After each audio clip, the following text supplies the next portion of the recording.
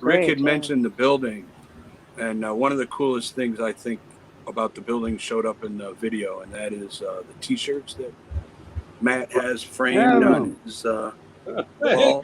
And one of the best stories I have is that I actually got out of a traffic issue because the female Detroit police officer recognized my face from being on the wall in Matt Abel's office. That's great.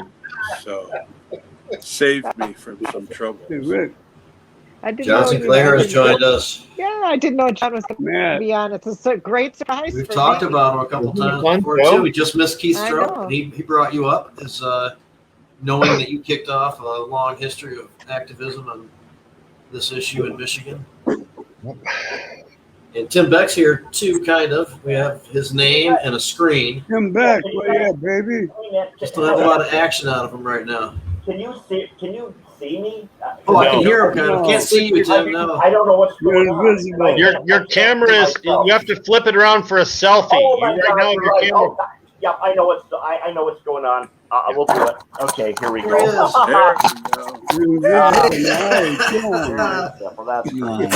like leaving the lens cap on, kind of. The band's all here now. Okay. Oh my God. Another former Michigan NORML executive director. We've had yeah, all three of the most recent ones on here. But thanks a lot, John and Tim, for coming on board. And we're anything for Matt Abel. Yeah, we're paying attention to Matt Abel here a little bit. Hell yeah. Let me just refresh the scene for our audio listeners only on Alexa and Spotify. Jamie Lowell is here as host. I'm Rick Thompson. Deborah Young is here. Jim Salame. Mr. Hashbash, Adam Brook. We've been joined now by the legendary John Sinclair and Tim Beck, and, of course, the man of the hour, Matthew Abel. Hey! All right. Thank you. Right on. No, this is so cool. I caught a little bit of this. I tuned in about 10 minutes till the program started to make sure I was in. But, I really, Matt, I really want to say how happy I am, to be part of all this. And, I was thinking about, well, what do I say? We've gone a way back, but I wanted to share a story for the audience, a Matthew Abel story, all right, that I was also involved in. Probably the best time, Matt, that you and I ever had. And I know you remember it, and I know probably some of you are unaware. But, it goes back to that whole thing with that Coalition for a Safer Detroit versus the Detroit Election Commission. And, you were involved in that, and you were very kind, and that when we were thrown off the ballot by the Election Commission, you, at no cost, you voluntarily helped us out. And, I thought we were going to win this hands down. Michael Sapala, Denny Hayes, and all these people, he's a great guy. Mark Brewer said, he's probably going to be fair. I thought we had it in the bag. Well, we didn't. And we lost. And so, we had to go through the appellate process. It took 2 years. And finally, the state Supreme Court put its foot down and said, yep, Detroit, you got to put it on the ballot. And that was such a cool thing, Matt, because I remember you going in there to court, to Michael Sapala's court 2+ years later. And, you had the order. And, and I know lawyers have to be very, very polite when they're dealing with judges, and you did the right thing. But, I remember you had a kind of sarcastic, snarky little tone to your voice when you walked in and presented the order. And he says, it says, well, Your Honor, here's the order. I think you're familiar with the case. Oh man, that was so cool. I just loved it. And then that was not the end of it. If you recall, we went back, to the Election Commission, Crystal Crittenden and what's her name, Janice Winfrey and Charles Pugh, who's now in the can for having sex with underage boys. He's still in prison. There is. It's me a priest. Oh man! And we went in, and I remember that Charles Pugh just making this. He hated it. He made some comment before we went on. He says, well, so if I vote no, does this mean I'm going to jail? And, and nobody said, well, he's going to have to, it's a court order and all that. And so then we got a chance to say our piece.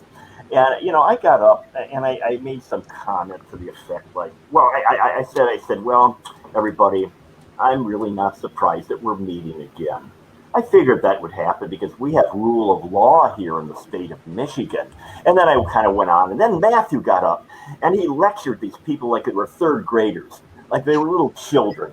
And I just loved it. And, he got up and I remember the first words, well, I think this is a teachable moment for all of you concerned. And, I think we really have to learn something by this. And your tone of your voice is like, they were like babies, delinquent third graders. And I just loved it the way you talked back to them and put them in their place. And I remember Richard Clement was there too. And we had this photo somewhere in the archives of you and me and Richard Clement, on the big day when it was ordered. And I'll never forget that. That was so much fun. And I do so much appreciate you handling things the way you did. I had to share that with you because I don't think a lot of people know, that you played a role, at least, initially, and you did it at no cost. And that's deeply, in fact, I think you even paid the case fee or something for $150 you popped out of your own, corporate account or whatever. And I said, like, wow, man, this is so cool. And I'll never forget that, man. I really, really appreciate everything. And I had to share that with people because that's real. That was really real. And I really admired the way, I thought it was great the way you handled that one. So, well, that's incredible. Thanks for all that detail, Tim. I mean, I remember some of that.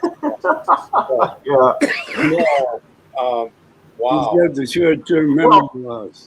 Yeah.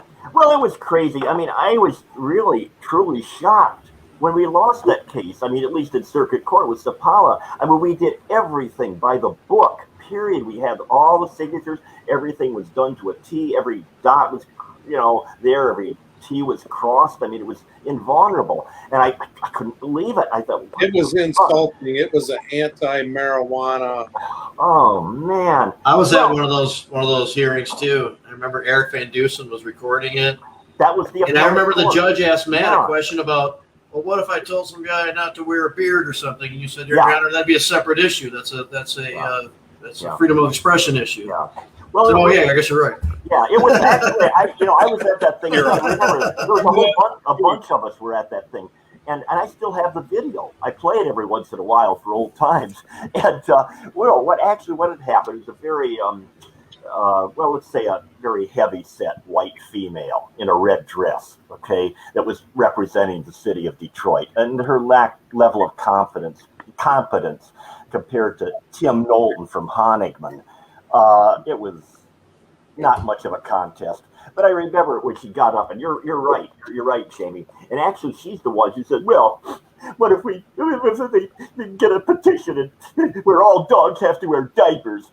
Or what about a law that says all males over 21 have to wear a beard? Do we have to put that on the ballot? And it was handled very well by Mr. Knowlton. And sure enough, the ruling came down. Yeah, dogs have to wear. You got to put dogs in diapers. You got to put that on the ballot. If they do everything right, it has to. And that is a published case. They can't do that crap anymore.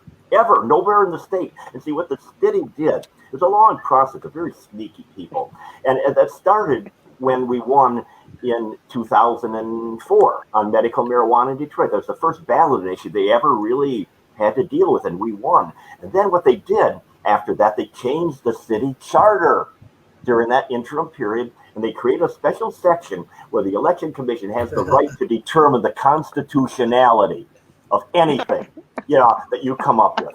And they said, nope, it can't be unconstitutional. Sorry, nope, you can't do that. No, it's reserved the state, it's reserved the state, it's not for the city, so we're not going to put it on. F you. I mean, they didn't say that, but that's really what the argument was. It was just, and they stuck to their guns, and, they try that stuff. I've seen they tried that stuff in the past. They just don't like direct democracy over there.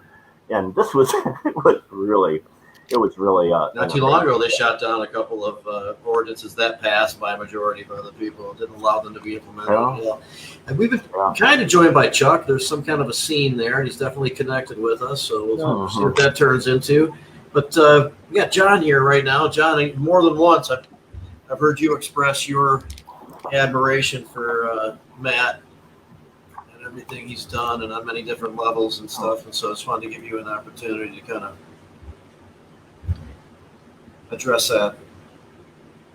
Well, I heard you honoring him today, and I always honor Matt Abel. He's also a close personal friend of mine. We go to the ball games together.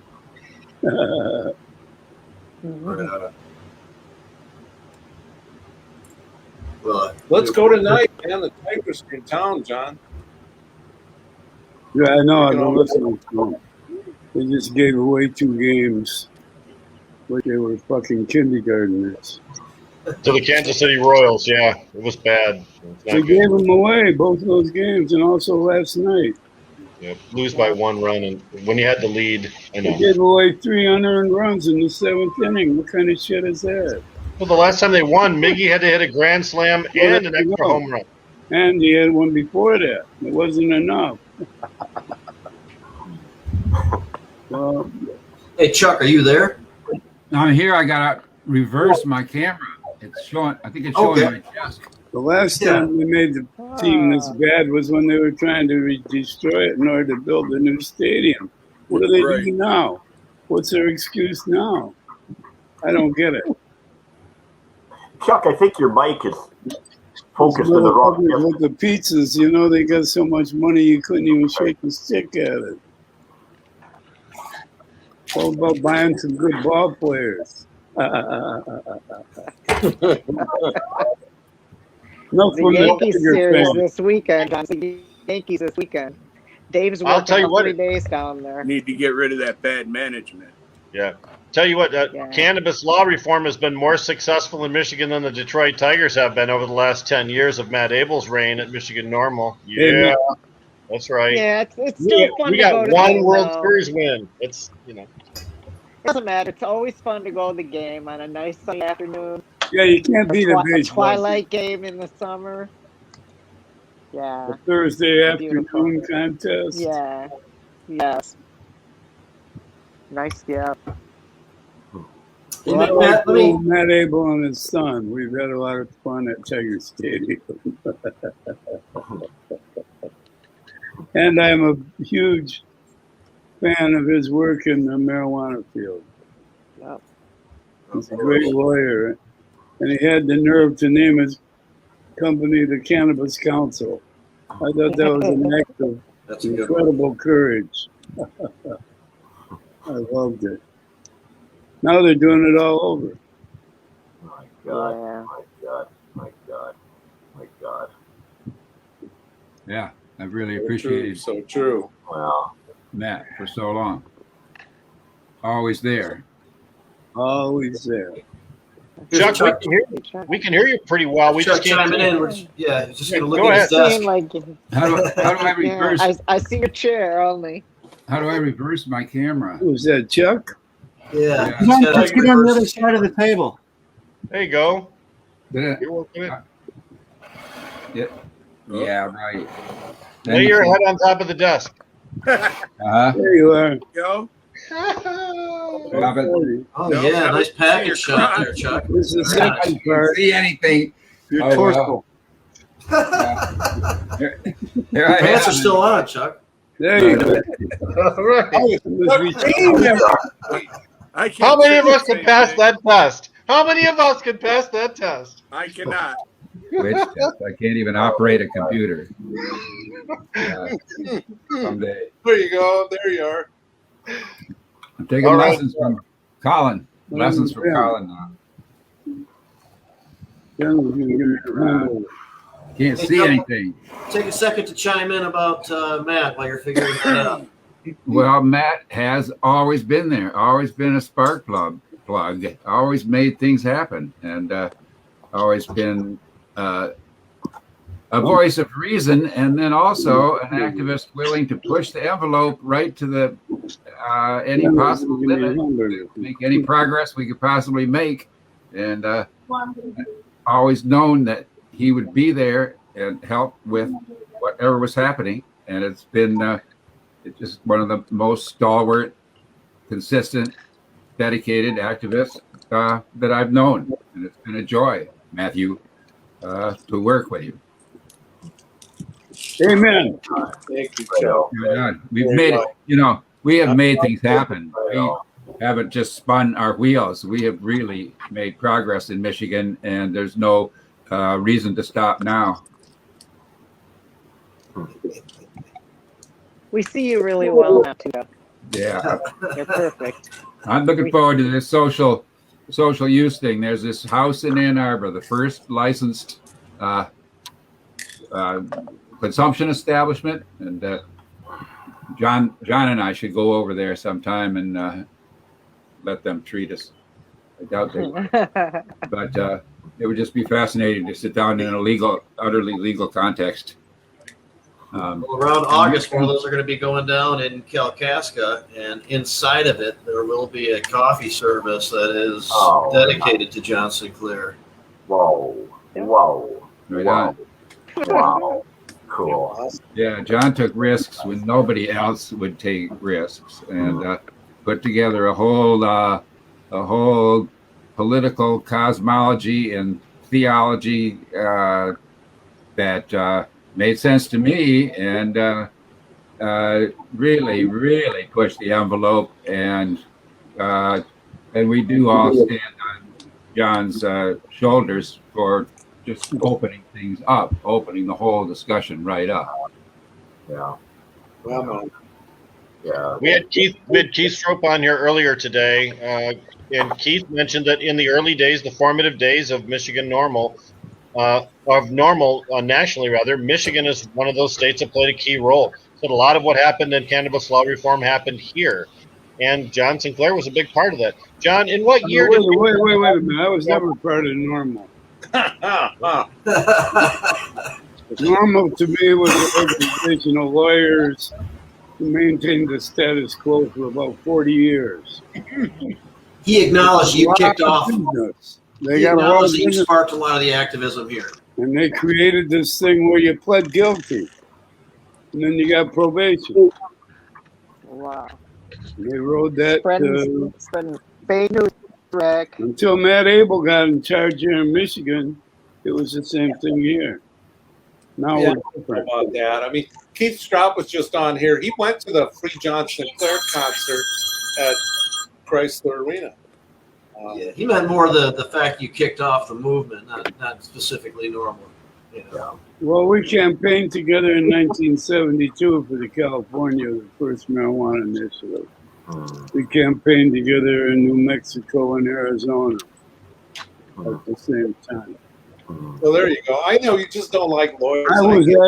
I was active on the group that preceded NORML, which was called Amorphia. Amorphia, and then there was Limar. Well, Ream was never really a group; it was just an idea. Yeah. So Amorphia, rolling papers. The poets with the idea they should legalize marijuana. We didn't have an organization, though. Yeah. John, you see what Amorphia had an organization, but they killed themselves by adopting the need to create hemp paper. And they ruined everything by getting this paper into product. And by the time they got the papers made, they went under. And they turned everything over to NORML. Right. That made them go broke. Are those rolling papers hemp? Are those rolling papers hemp that Amorphia made? Well, yeah, they started with a regular rolling paper, and they called those Acapulco Gold. Our idea was if you trademark these names and put them into use in a commercial way, that then you would own the name Acapulco Gold. So that when we did have legalization, we would own Acapulco Gold. I thought that was pretty Wait a cool. minute, that's cool. Did we just hear it here first? You're claiming Acapulco Gold? I'm saying yes, go with it. Right. And, Let's file those papers. We had a great visionary called Blair Newman, and also the great Dr. Michael Aldrich, who started the Fitzhugh Ludlow Memorial Library in San Francisco. They were the main motive behind Morphia. I've met Michael Aldrich. Yeah, he's a great American. Yeah. Well, I turned him on. Folks, I got to get going. Yeah. Thing at 5:30, okay? And I'm sorry, but I Thanks for saying, man. I'm very happy to be here. Tim, thank you very much for coming on and being a part of this, man. Yeah. Well, I'm glad. And Matt, thank you so much, man. We had some great times together. But that shit with Zapala and that election commission, I'm never going to forget that. You were good. You were really good. Thank you. Put it up on YouTube, so Tim, then it'll be there for posterity. I'm going to have to. Hang on, man. Take care, y'all. All right. But, Thanks, Tim. Thank you. Thanks, Tim. Bye. My pleasure, Matt.